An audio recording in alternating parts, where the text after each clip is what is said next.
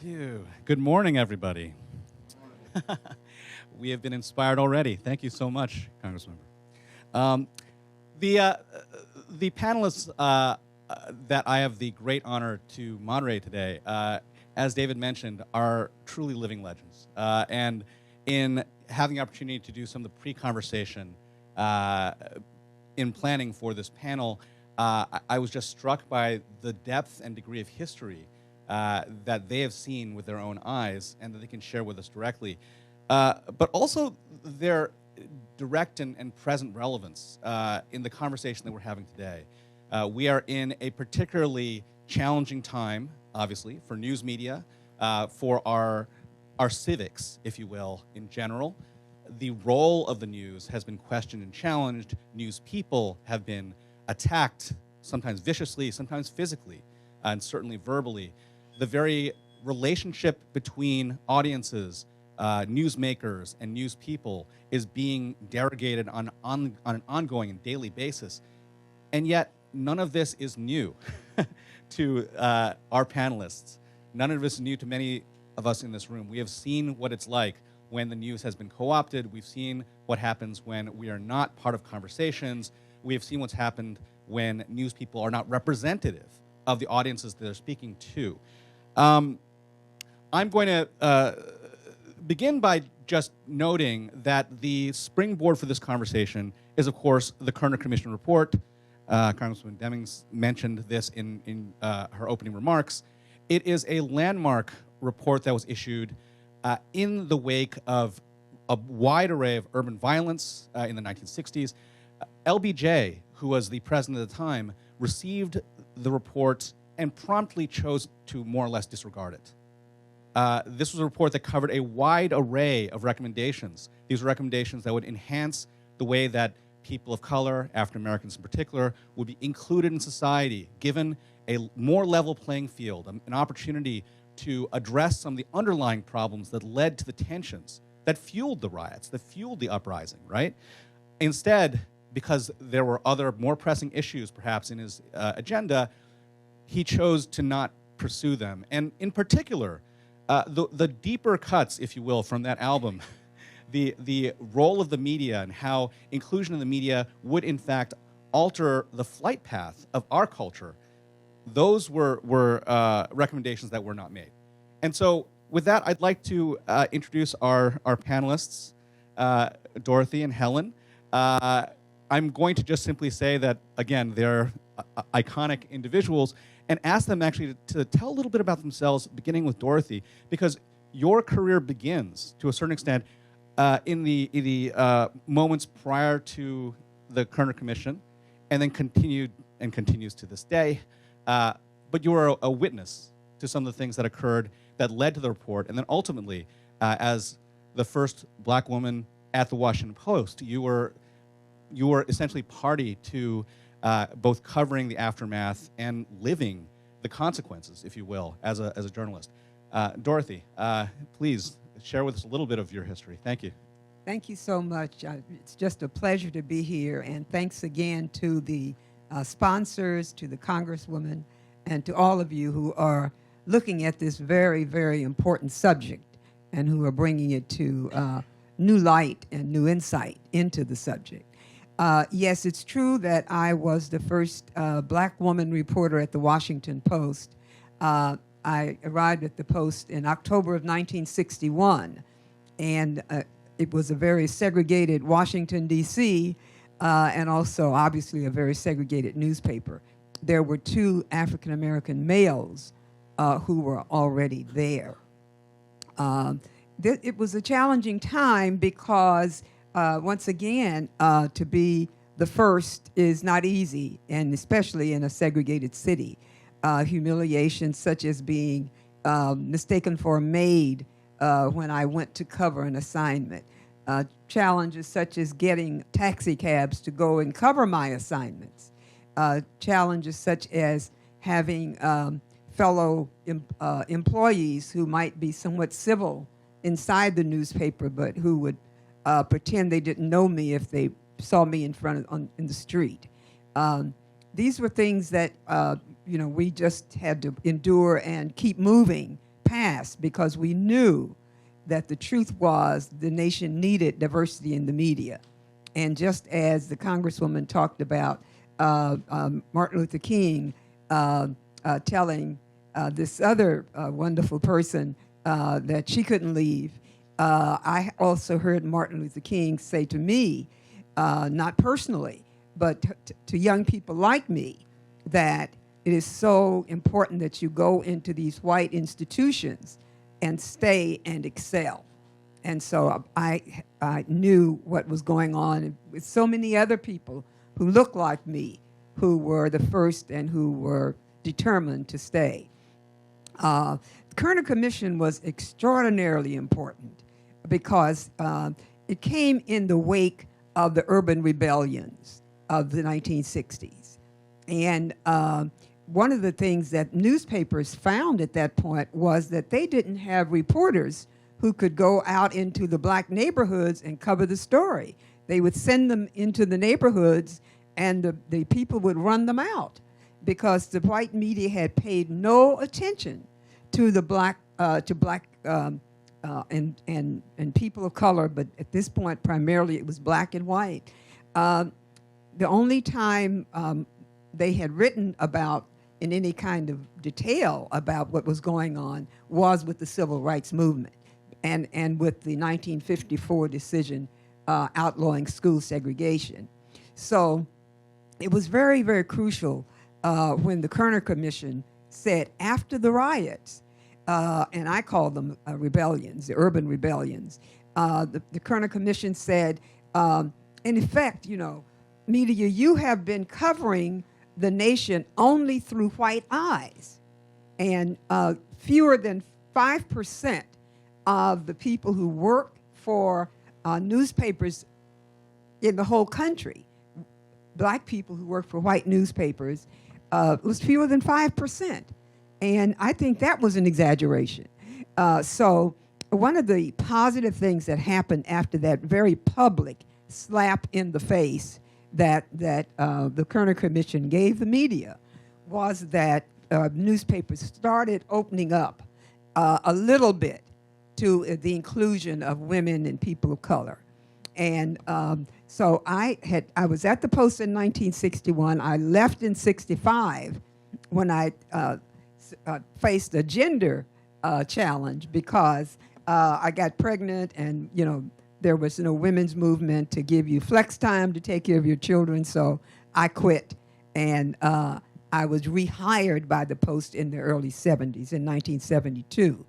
And when I went back to the Post, it looked somewhat different because they had started bringing in bright young people. But one of the things we encountered whenever we would go to the editors and say, but we need you to hire more people of color. And they would say, but we can't find any qualified, and we would say, we knew that was a lie, but we also knew that we had to take action. And there were such marvelous people at the Post at that time, like Robert Maynard, and he was a real leader. And I was with one of 8 people who, with Bob Maynard in the lead, founded the Institute for Journalism Education. And what we did was to train minority people. At this point, it was primarily African Americans. We expanded it as we went along.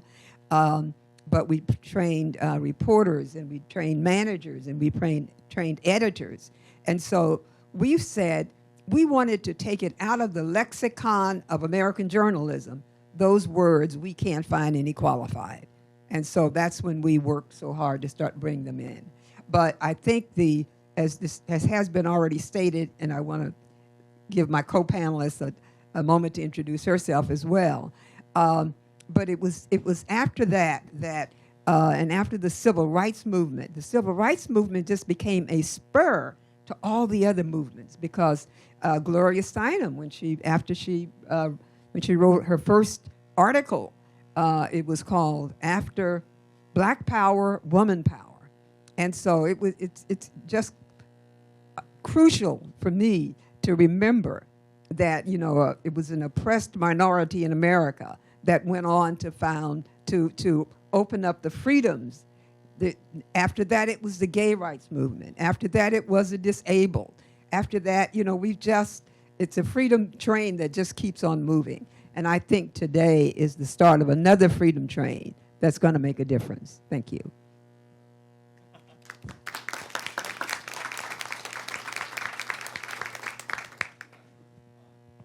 But thank you so much. I might say quite an amazing segue, obviously, in talking about the intersectionality between blackness and women who are both, of course, and also the degree to which these movements influence one another. African American leadership in the civil rights movement has in fact opened the door to all executive movements for the liberation of women's space. And Helen, obviously, your career as a journalist, executive editor of News Magazine, has been founded in many ways, not just on telling these stories that are important, but also civil rights. And I want to actually ask you to share a little bit of your story, both the part of the story that's within journalism and the part that's Well, thank you so much, Jeff. And I can't say how much of an honor it is to be here with Dorothea Gilliam, one of my icons. And I've actually known Dorothy for quite a long time because we were both part of the Unity Journalists of Color movement back in that started in the late 80s. And when Dorothy was president of NABJ, National Association of Black Journalists, and I and Jeff actually also were part of the Asian American Journalists Association. And it's really just so wonderful to hear Congresswoman Demings and everything that you are doing to bring us back to talking about diversity in the media. And thank you to David Morgan and all of the Multicultural Media Correspondents Association folks to make this conversation possible. Dorothy and I have been at this a long time, Dorothy longer than I, but I was in high school when the urban rebellions were happening, when Star Trek began, when the Kerner Commission came out. And we, in my household, also had something called Asian sightings. Whenever you would see that rare occasion of somebody who was Asian on TV, even if it was as the houseboy on Bonanza, we would run out and go, "Hey, there's an Asian!" And everybody would stop everything they were doing and run to the TV set to see because it was just so rare. And I did not begin thinking about becoming a journalist until well after going to college, because I did not see anybody, not only anybody who looked like me, any women, any people of color at all on the news. And that's the way it was until these changes began following the urban rebellions, the civil rights movement, the women's movement, and the Kerner Commission that back then said 5%. Right now I've been part of the Women's Media Center, which every year, and if you want to see these reports, they do a report every year about women and people of color in the media and do a survey. And their survey that came out this year shows that there's 21% people of color in the media today. I mean, here we are 50 years after, and that's probably quite an undercount because they also said that the number of reporting organizations was far lower than ever. So I'm just imagining the other 80% of the media that did not report, it's because they have nothing to report, and therefore the 21% must be far less than that too. So we have not progressed a lot in 50 years, but for me personally, not ever seeing anybody who looked like me or thinking that I could ever have anything like a career in journalism, I actually did a lot of things, but among them was that I had gone to Detroit, Michigan. I really wanted to throw myself into the movements of the time, the liberation movements of the time, and I went to Detroit, and I went to work for Chrysler Corporation. And looking at me as an Asian American woman, you might think, oh, she went to work in one of the offices. No, I worked on assembly line in a stamping plant for a couple of years before I got laid off like millions of other people in Michigan did and throughout the country because of the collapse of the manufacturing sector of America. And it was at that time, and I had gone to Detroit. Detroit at that time was, 60 to 70% African American. The rest were mostly working class European American people, a number of Arab American folks, because the auto industry, like many industries, including our own, think that if you keep a lot of different people there, they cannot possibly unite to do anything.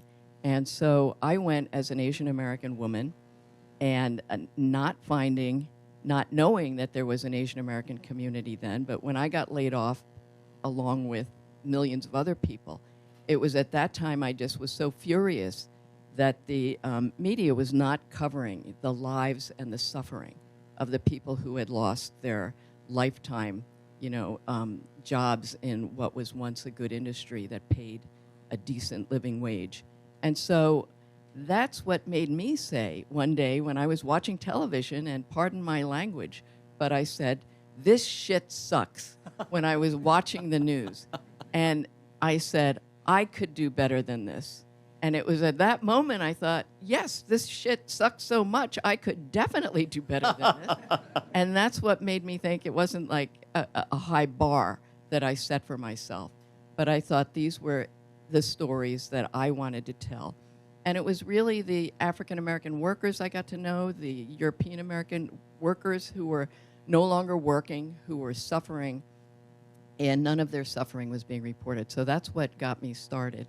I began as a freelancer. I don't know how many of you are journalists or writers thinking of being. Well, that's wonderful. And those of you who didn't raise your hand, everyone in this room has stories to tell that we know are not being told. And how I got started was I began as a freelancer without a internship ever, no journalism background or courses at the time. There weren't journalism programs that I knew of. And so anyway, I started when there were typewriters and no internet. And what I did was what they tell freelance writers to do, you type out query letters, which is, I would type out probably more than 200 letters to different magazines and newspapers saying, I want to write about the collapse of the auto industry, what's happening in the labor movement, and the suffering of the people, in Detroit and beyond. And as you can imagine, having had no background or a portfolio to show, most of those 200 letters got totally not answered. And the few that did get answered said, no, sorry, we don't need any freelance writers, except for one. I got one response from an editor who said, well, we liked your query letter. And I said, great, you want me to write about this? He said, no, we don't want you to write about that. we have an advertorial section coming up of a supplement about winter flowering plants in Detroit. And would you like to write about that? And by the way, we won't pay you because we don't know whether you can do this or not. And I said, oh, great, sure, I can do that. And I didn't tell them I had killed every plant that I had ever looked at till then. But that was the beginning. And it was really the desire to tell those stories. And I wrote a lot of other stories like flowering plants. But until I did actually get to write the stories about the changing labor movement, about, at the time, something that was new called acquaintance rape. I wrote about the University of Michigan and the Michigan State University and how they had different approaches to handling sexual assault on their campuses. Those stories led to demonstrations on the campuses because people felt that, the universities weren't taking something that was considered new at the time, or sexual harassment, or all of those things that back in the 80s were new words and new ideas. And so that was the beginning of, and I guess I wanted to just say a few things about the the Kerner Commission, too, that was a time that, even though it was about the urban rebellions, especially in the African American community, they really spoke to really people of color and women and all people who also felt an identity, a kinship, an understanding of what it meant to be treated as other, to be treated as second class.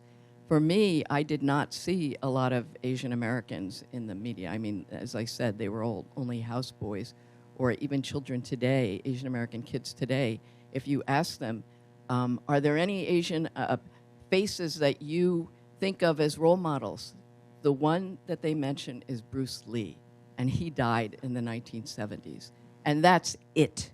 And that's really a sorry situation. But so for me, my role models were the Reverend Dr. Martin Luther King, Malcolm X. In media, Charlene Hunter Galt. I have to say, she was, when she was on TV, I would run to the TV too. And because that said to me, you can do this, Helen. And I did set the bar pretty low when I started out. But eventually I did get to write the stories that I really cared about, which were about social justice, about people coming together. And when Dorothy and I first met around Unity, Journalists of Color, it was really a time, and I hope we get to talk about this on this panel, a time when people of color and people of conscience and women and LGBT people knew that we could come together and make something big happen and change this world. Now, we did, but we also see that there can be what some people call a backlash. I also say it's a white lash, that's happening today to reverse the things that were so hard fought. And in my time as a journalist, and I think Dorothy and I have talked about this, we've just seen more and more division, calculated division, to try to erase the history of people actually coming together to do really important things. Whether it's the Voting Rights Act, whether it's changes in the immigration laws, affirmative action, which is what led people like me to be in the media, and other people of color and women too. And so anyway, I think one of the things I'd like us to talk about is how MMCA and how other efforts to bring people together can bring back that history, so we don't think we're carving out new ground, but actually to remember that we've done this before. And the pendulum has swung back and forth over history. It does that, but that it will swing back. And by the way, we are in the majority. In states like California, people of color have been in the majority for more than about 20 years now. And there are about 10 other states and the District of Columbia that are already at that point. And we know that that genie is not going back in the bottle, no matter how hard some forces may be trying to make that happen. That is inevitable, and it's going to happen much sooner than the demographers think. And as long as we don't see how we can come together, then our forces are not going to be able to make that change that is coming. And so anyway, I guess I just want to stop there. Both of you, please. Both of you have spoken so eloquently about the necessity of representation, of having the kind of newsrooms that look like America, and an America that is changing so dramatically, that demographically and culturally has shifted so significantly from even the 1960s, today is experiencing a continuation of, as the very name of the summit, of a crisis. Of that lack of representation. One of the things which I think people aren't fully aware of, and I'm going to ask each of you to comment on this, is the degree to which representation in the media has serious and real consequences on every other aspect of our civic lives. The Kerner Commission, in fact, included that section on the media because, again, when a tree falls in the forest and it is not heard, did it actually fall? When a story occurs in the city and it is not covered, did that person actually experience harm? Was there a killing? Was there a loss? Were there blocks on fire? And the reality is, without a media that is representational, that is inclusive, that has an integrity to the stories that are actually happening in America, what ends up happening is we become cartoonized or invisible.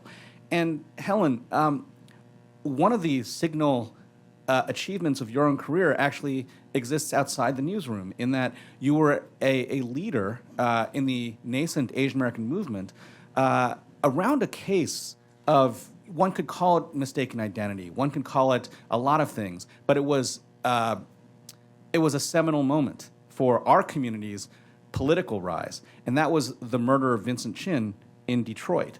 I actually had not been aware that you were, in fact, a former auto worker when you took leadership and became a spokesperson for that movement. But for those who are not aware, and there are unfortunately quite a lot of people who are not aware of what happened in that moment, Vincent Chin was a young Chinese-American man, son of immigrants, actually out with his friends for his bachelor party before his wedding, when he was approached by a pair of unemployed auto workers in a bar who accosted him because they mistook him for a Japanese person.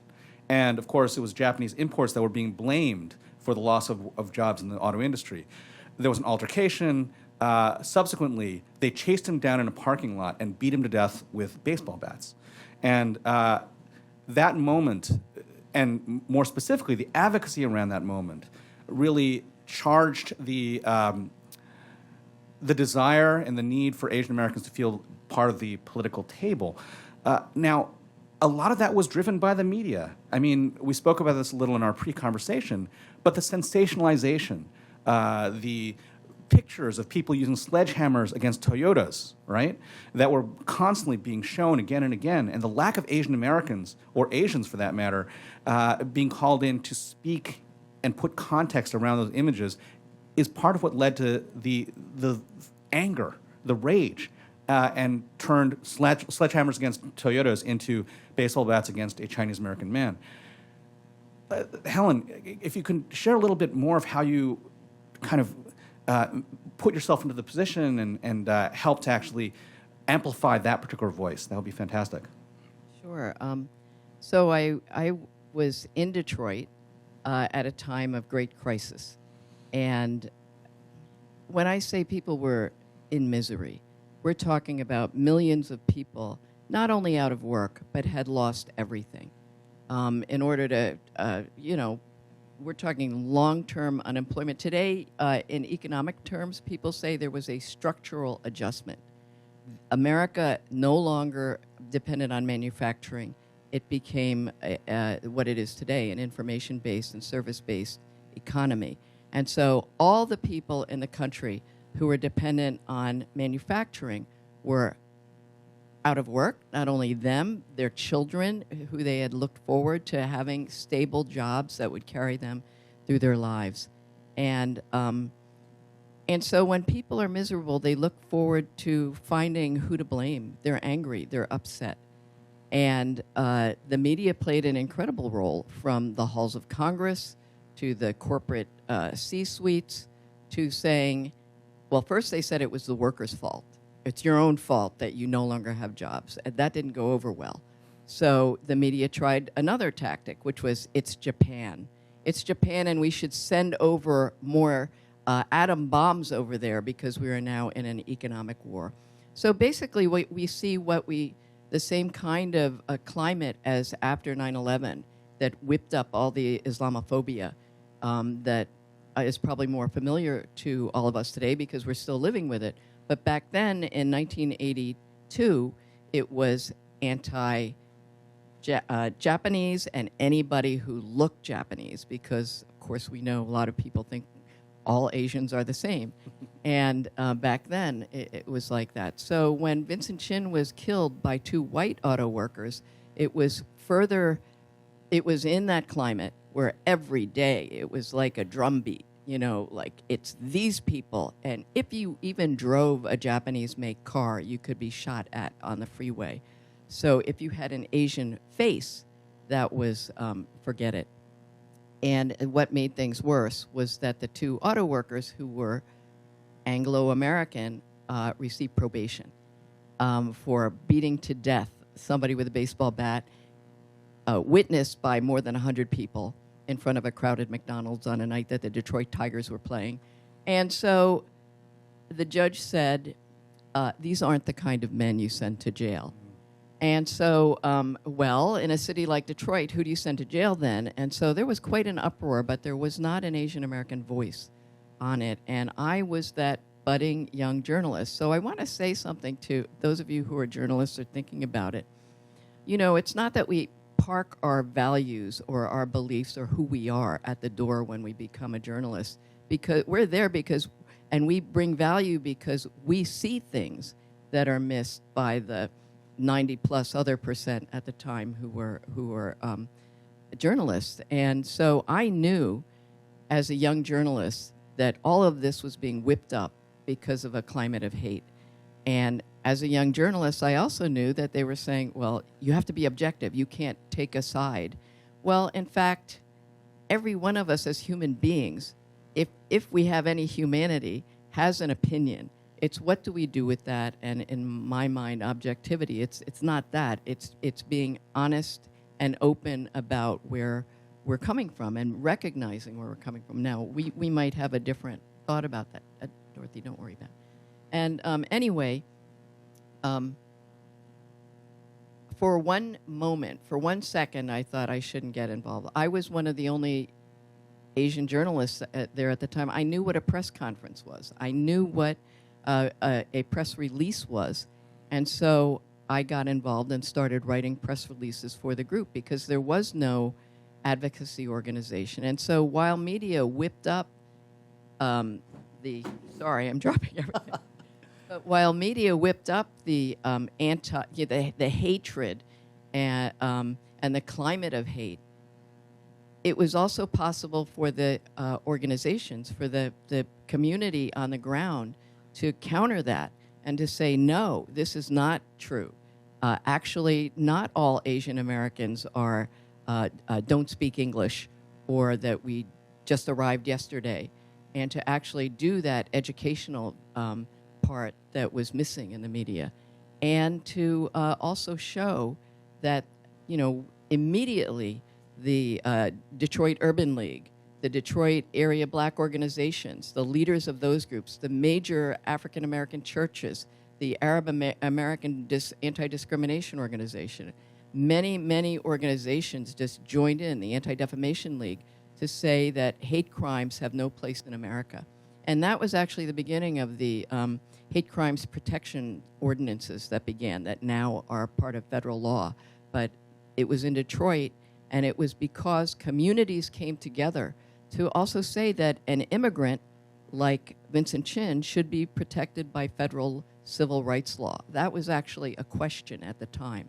But so all of these things happened, and it was partly through the media and the activism in the media that the community took place. So media plays both roles. But and I did not lose my job as a magazine editor or a young journalist then. I had a conversation with my editors. They said, we understand why you're involved in this. You're not going to write about this for us. And in fact, you shouldn't edit anything about this topic for us. But we're not going to stop you from doing what you're doing because we understand why you are involved. And I did write about it under a pseudonym for other organizations. But so the media was very important in that. And I felt that as a journalist, I could also be involved in something happening in my community. Dorothy, in reading some of the praise for your book, of which there's quite a lot, one of the quotes that I think really stood out was, and I don't remember which luminary said this, that you proved essentially that there was an alternative voice in the newsroom to sort of the objective, sort of white male, if you will, perspective that prevails.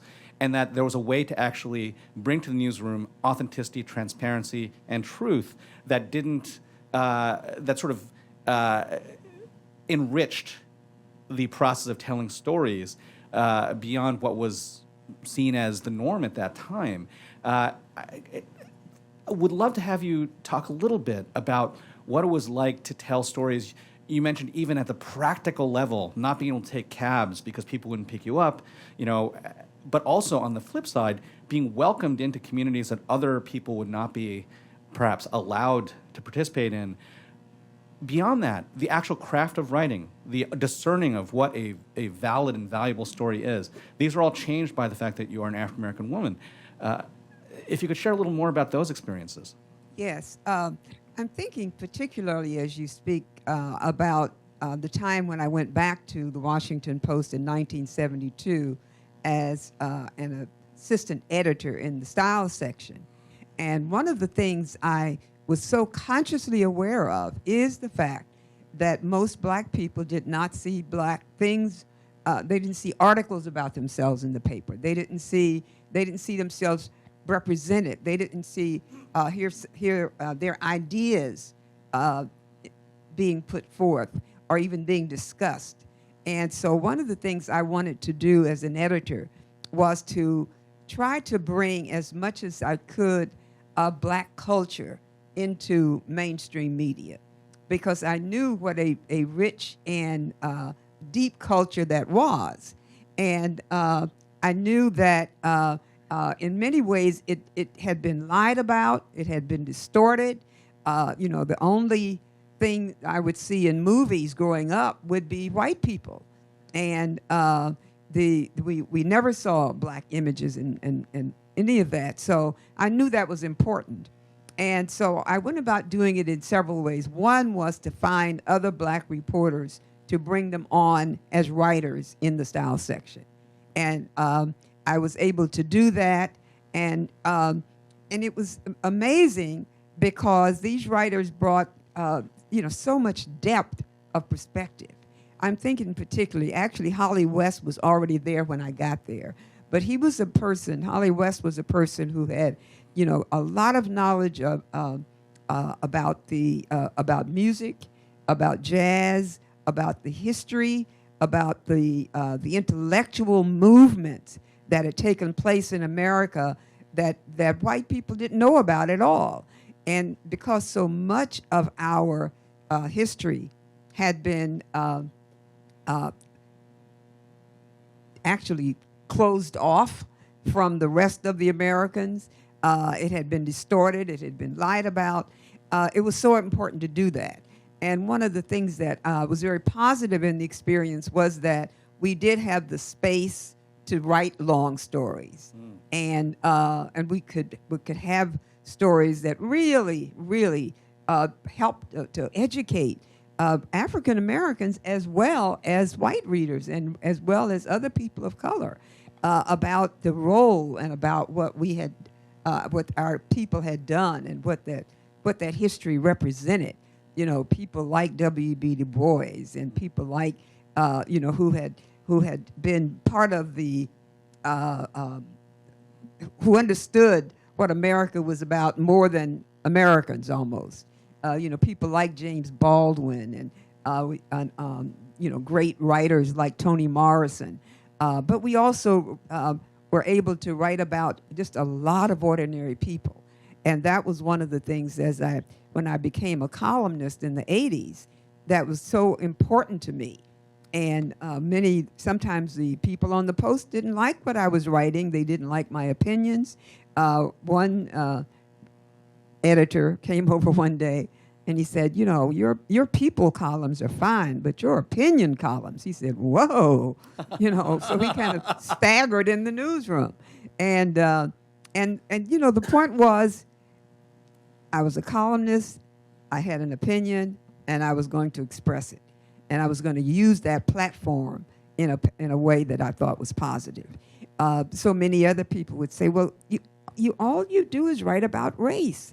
But I said, no, I'm not writing only about race. I'm talking about people are doing a variety of things and are having an impact in a variety of ways. who are black or who are people of color. They are just not white. And so there still just existed, so much, there's such a wall, that still exists among the dominant group, and the feeling that, what the way we do it is the right way, and that's the only way. And so, we had to fight against a lot of things. And I think one of the things that also helped the work that we did through our training programs was the fact that the organizations that we started were also always multiracial and multi-ethnic, because we knew that it was important to have that, that we would all learn from each other. And the Institute for Journalism Education, I've mentioned Robert Maynard, but there were representatives from, there were white, there were gay, there were, I think we had Asian Americans. I mean, we understood how important and what diversity was and how important it was. And there was just so many ways that we learned from each other, because I would often be very irritated at a board meeting when people would say, well, we have to make sure we also bring in a white person who's going to be an editor and train him so he'll have enough knowledge and information that he will be willing to listen to the ideas from reporters. And I knew that was a problem, because so often when you have African Americans who come into white newspapers, they will come and pitch story ideas to a white editor, and they are told that nobody's interested in that. That's not a good story. Who cares? And this is very problematic for some people, because you have to be able to stand stand your ground and fight to get the stories in and to get the opinions in. But one of the things one way that I grew during the process was that on the board, people like Bob Maynard said, well, we have to be able to also help white people open their minds.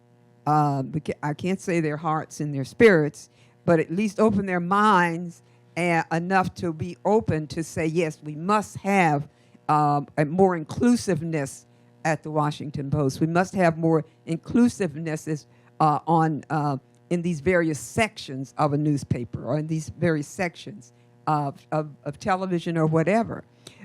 So it was a way that we, just as Helen referred to the fact that so much, we have done so much, and history doesn't always have to be totally repeated, because we can use the example of what has happened in the past as we move forward, and we can move forward more quickly.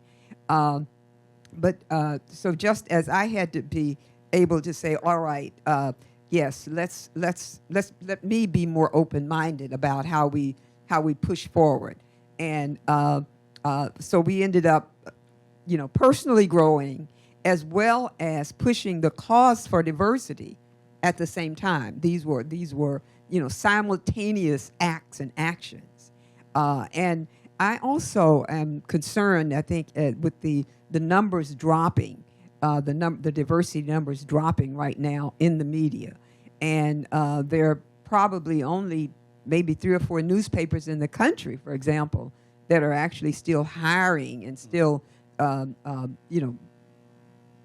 doing long-form journalism in a powerful way, and that does include the Post, and includes the New York Times, and there's certainly some other places, but we have had a big change in media with the obviously with the advent of social media.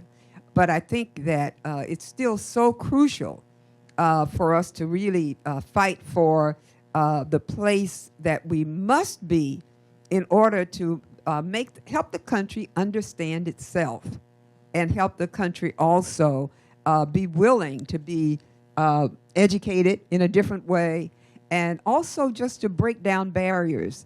And so I think for those of you who are perhaps interested in becoming journalists or already journalists, we know that you're going to face obstacles, but it's just so important to come into the media, continuing with that spirit of fight, that spirit of making change, that spirit of saying, yes, yes, we can. And that is the way I think we can really, move forward. Thank you so much. So, I've been told we are running late. I wanted to continue on this line of conversation and also have some questions in, but we're going to have to wrap this up, unfortunately, for the next panel. I will say that there are three things that in our pre-conversation we really wanted to carry out of this in terms of the importance of diversity in newsrooms. And that is, words that have come up again in this conversation. We need to have representation. We need to have people in the right places.